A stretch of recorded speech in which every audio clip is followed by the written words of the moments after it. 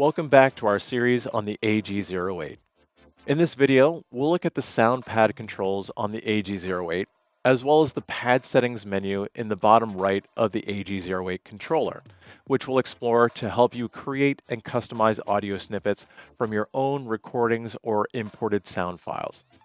The AG08 has 6 buttons in the sound pad that will trigger a sound and flash when pressed, as well as a knob to control the sound pad's overall volume output to you and your stream. Controller will also show you when a button is playing a sound with an output meter to help you determine the volume of the audio clip. Each sound pad can be customized within Controller by first selecting it with the physical sound pad or with your cursor, and then looking at the fields below. Selecting the text field will allow you to rename the pad, or click the color drop-down to select from the available colors. The next field shows the waveform of the audio clip that we'll edit in a moment. But below that, playback mode lets us determine if, when the pad is triggered, it will play the whole audio file in one shot, needs to be held down to continue playing, or loops until the pad is triggered again. Depending on the audio clip, the level slider can also be adjusted to increase or decrease the volume of the clip. When adjusting, we'll want to look at the output meter next to the pad. If the level is too high, you'll hear the audio start to distort when the red peak meter at the top lights up. The FX Send slider lets you have the reverb effect and how much effect is applied to each sound pad. The SoundPad FX are also independent of the FX used in channels 1 and 2, which we covered in a separate video, including more about how to use these reverb and delay settings. Before looking at importing, recording, or editing sound clips though, let's look at saving our current SoundPad settings. This will save everything on this page, including SoundPad audio, button settings, and FX settings. Then, by opening the menu button on the top left, we can access the SoundPad files. In the main SoundPad field, we can see the names of our previously saved files, and at the bottom, a plus new SoundPad file, which, when we click it, will let us name and create a new SoundPad file to save the sounds that are currently on the AG08. Using the buttons along the bottom, you can select and load individual SoundPad files onto the AG08 hardware, or delete or rename any of the files. To save all the SoundPad files in your collection for backup or to send to a friend, select Export to create a .ag08 pad file of all the files in the SoundPad file list. These same files can then be imported later from your backups. With our original sound files safely saved, let's try making some changes to the sound pads. Back on the SoundPad page, we'll open up the waveform display pop-up of one of our files. Here, there are 2 waveform views with a larger focused centerline view and the full waveform below it, as well as a magnifier in the bottom right to zoom the larger view in or out.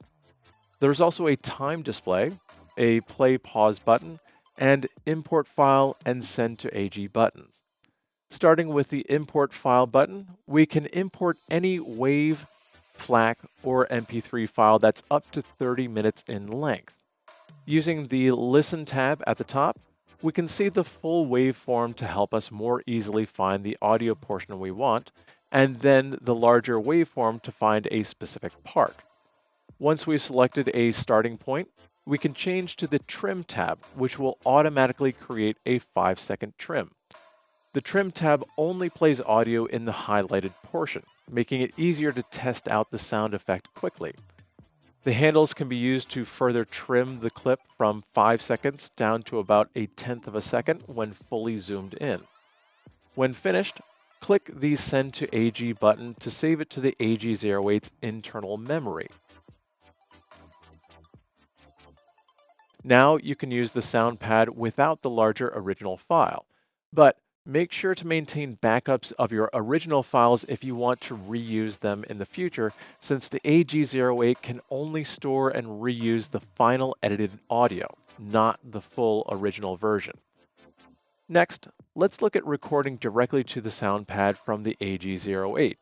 This will allow you to record any audio passing through the AG08, including your physical audio inputs or PC audio, to be recorded to a sound pad button. First, press record on the sound pad, then select the button you'd like to record to. Pressing and holding a button a second time will let you hear what is currently stored on that button. Also, when the pad is flashing red, this means it is in record standby mode, and we can safely leave record standby mode by holding down Shift and then pressing record. However, let's press record again to enter recording mode and select pad 6. When the pad is flashing red and you're ready to record, press record a second time, and the AG08 will record for 5 seconds. After recording, the sound pad button will flash red and blue to let you know a recording is waiting to be saved. You can then hold down that sound pad to check your recording. If you're unhappy with the recording though, simply press the record button again to start a new attempt, or to completely cancel your attempt, hold down Shift and then press the sound pad button to erase any recordings to return to record standby mode.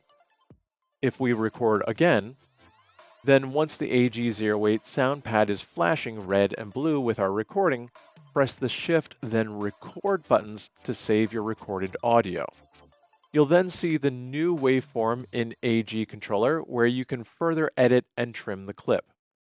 Now that you've made yourself an expert on the AG08 sound pad, make sure to check out the rest of our AG08 video series to learn about the other great features of this incredible live streaming mixer.